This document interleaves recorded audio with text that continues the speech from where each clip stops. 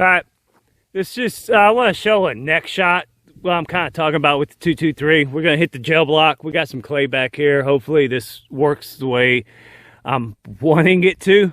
I want to show you all the hole in the clay after we go through to show you what kind of damage you're gonna have on the neck shot.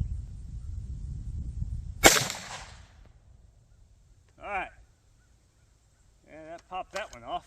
Let's go take a look.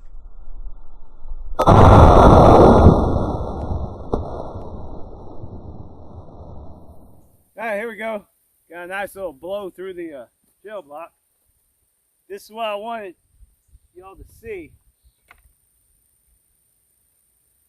Right back here, that blowhole out the clay right there. Now going through a deer, you're gonna have the absorption. The body mass of the deer is gonna absorb some of that, even in the neck. So the hole's not going to be tremendous like this, but it is going to be, you know, anywhere from a $50 size or so, a little bit bigger than a quarter, blowing through. And that's going to snap that neck pretty big time. And it's going to fold them deer up right there on the spot.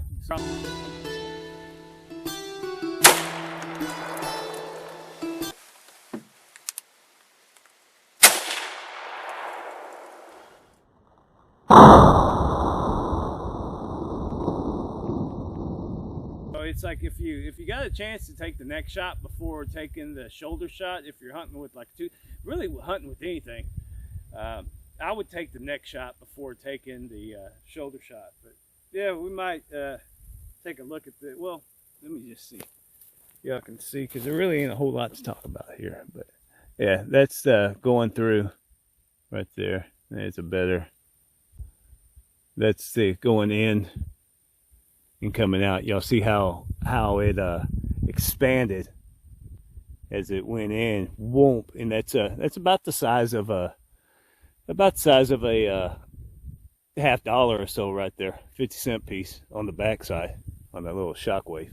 Again, talking about penetration on that with that neck shot, going through what little it just went through, it actually did not make it out the first pair of jeans. I mean, granted, these are soaked.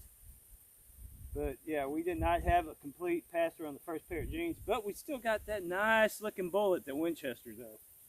So we'll take that back to the house. Give us something to do later on. Got Winchester power points. These are 223, and we're at 64 grain on a simulated neck shot. That's what we got left over.